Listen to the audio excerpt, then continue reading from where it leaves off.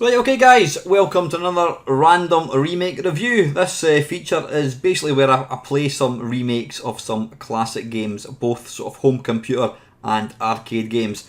And this week I'm taking a look at classic platformer Monty on the Run. Released in 1985, I believe, by Gremlin Graphics. It came out on the C64, it came out in the Amstrad, Spectrum. You can see there the Atari XL and also I believe the Commodore C16. So yeah, what I'm going to do is I'm going to play the C64 one for a few minutes and then I'll take a look at some of the remakes. Yeah, so kicking things off, this is the C64 one.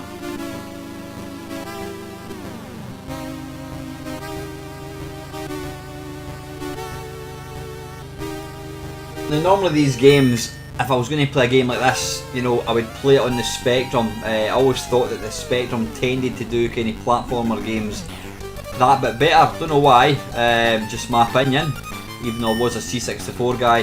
But I've got to say, the C64 version of this is cracking. I mean, it does kind of look quite similar to the Spectrum. They've not gone for any multicoloured sprites. So it's kind of keeping in with the sort of Spectrum look, which I think actually works better. But obviously the big thing about this game on the C64 is the amazing soundtrack. It is easily my favourite SID tune, and there's a lot of good SID tunes. I just think it's an absolute masterpiece. It is basically Bohemian Rhapsody for the 8 bits. It's an absolute stonking soundtrack.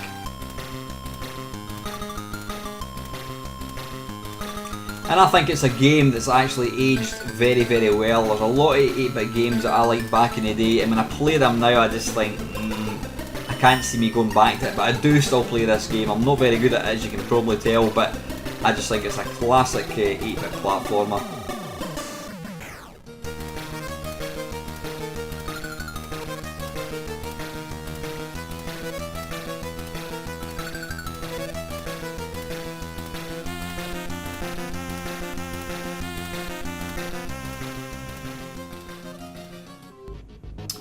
Right, first remake.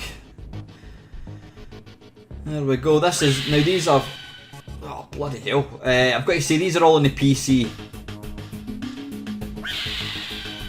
I'm not a fan of that noise. That is going to get on your nerves pretty quickly. I mean, graphics are nice. They're obviously a lot more colourful. They're multicoloured.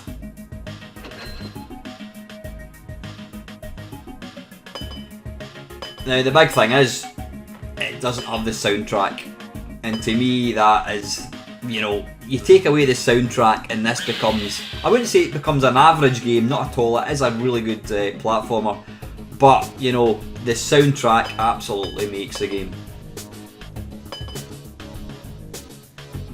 And so when they put some kind of generic soundtrack on it, it completely loses it. I think I'd actually prefer playing that without the music, to be fair.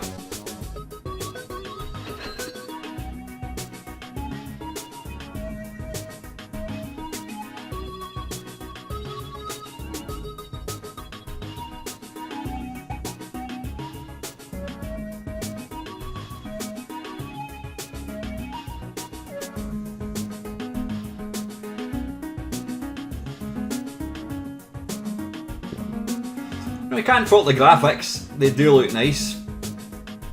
Quite faithful to the original, but you know, they've obviously got a lot more colour and sort of shading and that kind of stuff in them.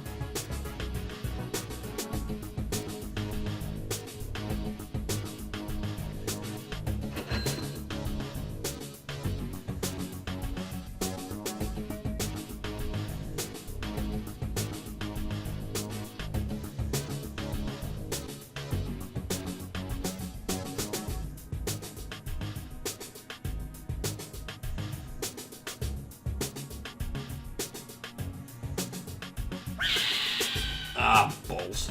You know what? It's not a bad version, but the crap music and that sound effect would absolutely get on my nerves. So for that reason, I'm not a fan of it. Right, next one.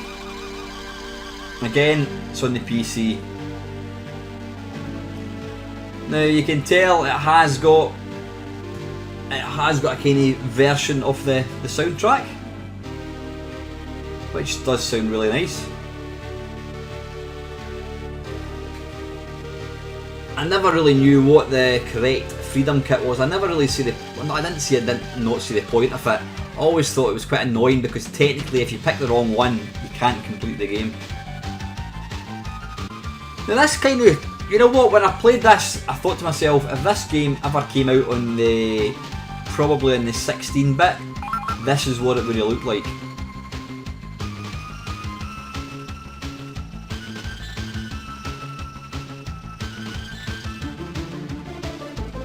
And the music is good. It's very, very faithful to the Rob Hubbard one.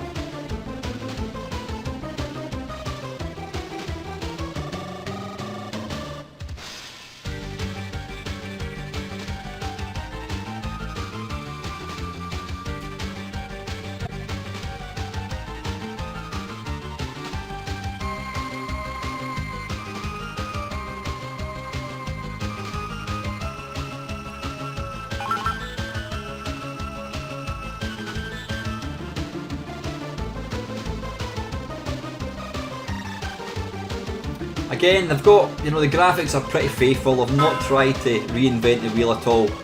They've just put, a bit of shade in, a bit more colour in them.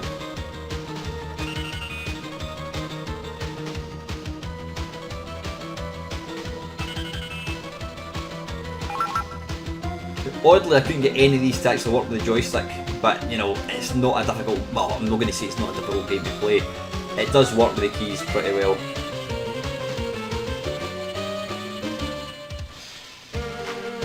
And that's coming from somebody who cannot play games with keys. As anybody that watches my channel will testify. Going by any Sunday live stream.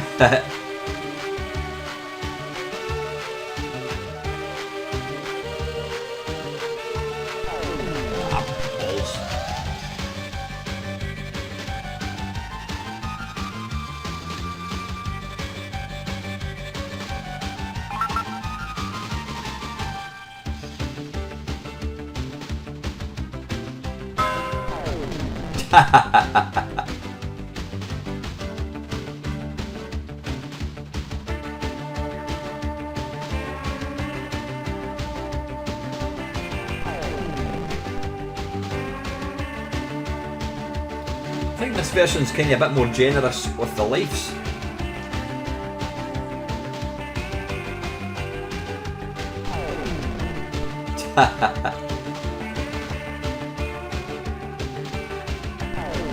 Oh, what is that?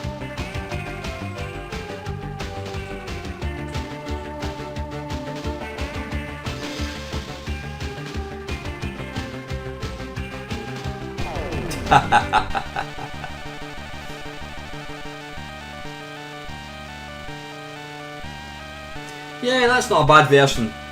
It's not really tried to change it too much. It's tidied it up very, very slightly. Right, next one again. These are all on Windows.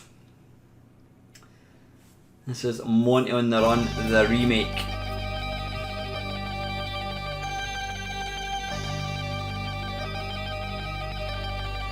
I just noticed that. It says the music is by Press Play and Tape by Rob Hubbard.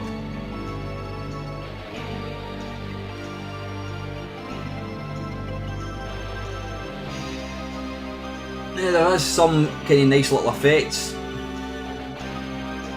Kind of graphics have been tarted up a bit, a lot more detail in them. Nice use of colour. I notice I've even changed the name of the street as well to Retro Street. Ah, right, that was by Retro Remakes.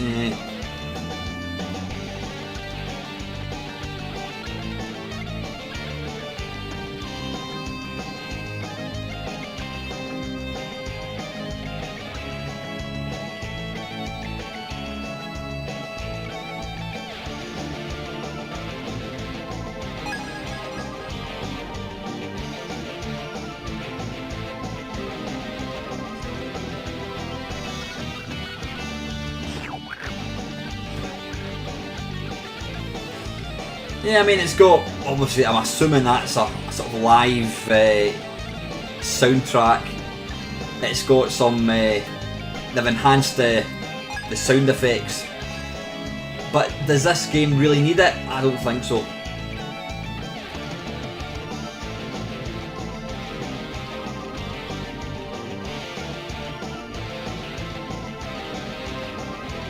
Ah, balls.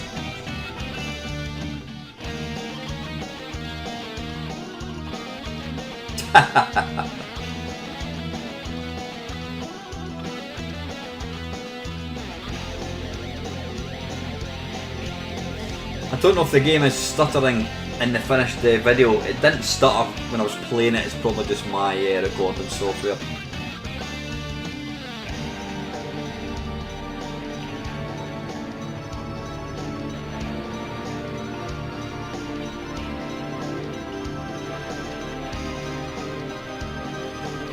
I don't know why I can't seem to jump. Oh, there we go. Ah, balls.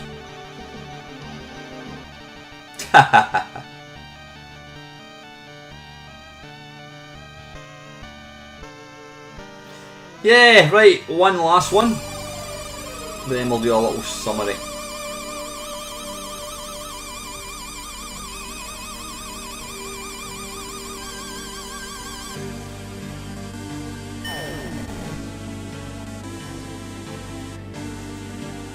This has got some kind of weird, I was going to say almost like a scat line effect. Quite bizarre.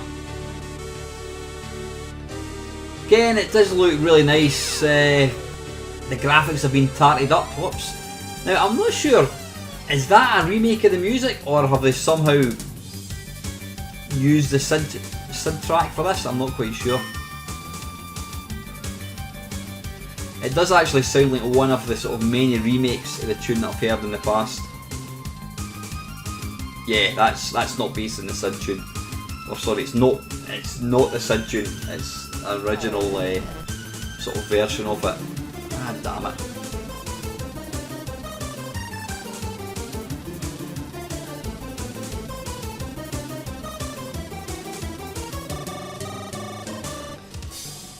Now here's the thing. I mean, there's how many have we looked at? I've looked at 4 versions.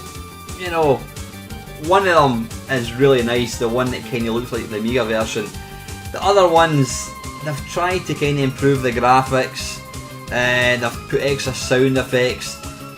To me, it doesn't add anything to it at all. I would absolutely prefer to play the original.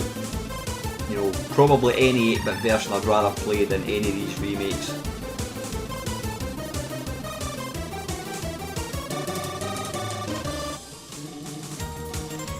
I think some of these games actually lose something when they sort of tap the graphics up too much. I think this is a perfect example of that. I'd much rather play the original. And that first version with that annoying scream when it gets killed, that would absolutely put me off playing it. So yeah, basically, if you want to play this game, I would say stick to the original. Never mind, by all means, try the remakes if you want. But if you want to play Monty in the Run the way it should be played, play one of the original 8-bit ones. As always guys, thank you very much for watching.